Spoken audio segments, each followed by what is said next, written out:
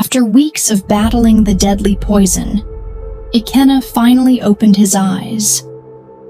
The traditional healers celebrated his recovery, while Prince Obinna immediately came to see him.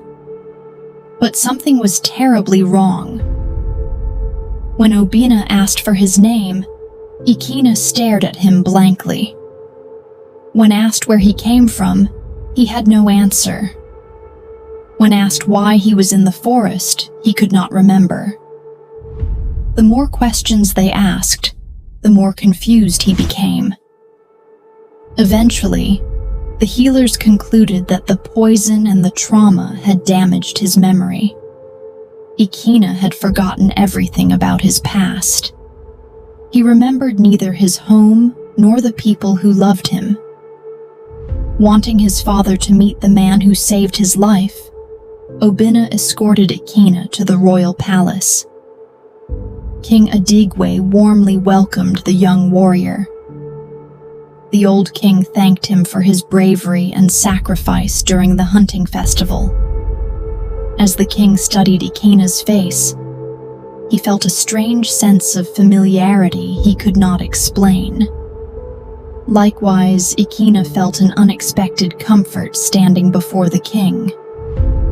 Neither of them understood why, yet destiny quietly watched from the shadows. The assassination attempt had shaken the kingdom.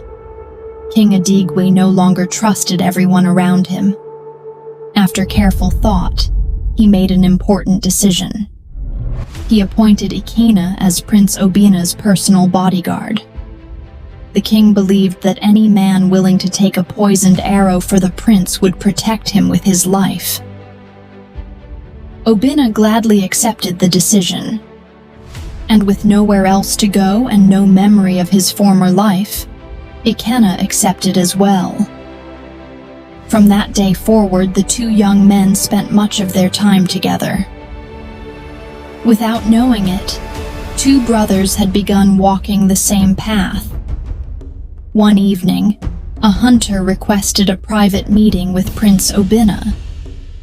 The man appeared nervous as he explained what he knew. He admitted seeing suspicious activity before the hunting festival. He believed the attack on the prince had been carefully planned.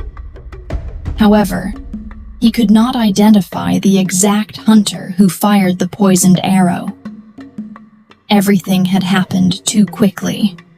Still, he was certain that one of the competitors had deliberately tried to kill the crown prince. His testimony confirmed what Obinna already suspected. Someone within the kingdom was hiding a dangerous secret. Determined to uncover the conspirators, Obinna formed a small group of trusted friends, guards, and loyal warriors.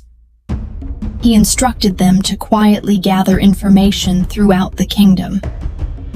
The prince wanted to know who had supplied the poison, who had planned the attack, and most importantly, who truly wanted him dead. While the kingdom believed the investigation belonged to the king, Obinna had quietly begun one of his own. The hunt for the truth had begun. Far away in her village, Nneka continued searching for Ikenna.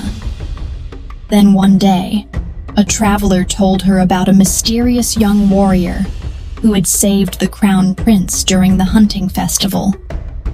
The description sounded painfully familiar. For the first time, hope filled her heart. Believing the stranger might be Ikenna, Nneka decided to travel to Obidike herself. Though old and weary, she refused to give up. She packed her few belongings and began the long journey toward the kingdom, unaware that the son she sought was already there. Meanwhile, Prince Obinna began noticing something unusual. Traditional healers were frequently entering and leaving the king's private chambers. Whenever Obinna asked questions, the servants became nervous and avoided giving clear answers. Suspicion grew within him. One evening, He quietly followed one of the healers as he left the palace. When confronted, the frightened healer finally revealed the truth. King Adigwe had been seriously ill for some time. The old king had ordered everyone to keep it secret. Shocked and angry, Obinna immediately rushed to his father's chambers. He demanded to know why such an important matter had been hidden from him. King Adigwe calmly explained that he had only wanted to protect his son from worry. The conversation soon turned emotional. For a long moment, father and son sat together in silence.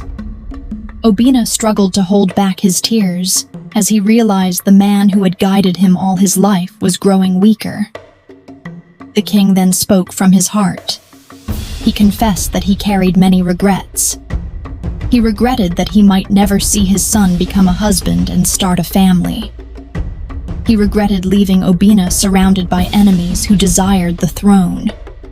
And deep within his heart, he still regretted the loss of his first son many years ago. He urged the crown prince to build strong friendships, loyal supporters, and trusted allies who would stand beside him when he eventually became king. He also encouraged him to begin thinking about marriage. The old king smiled sadly and admitted that before his time came, he wished to bless his son's marriage with his own hands. As Obinna listened, the weight of the future settled heavily upon him. For the first time, he truly understood that the throne of Obadiki would one day be his.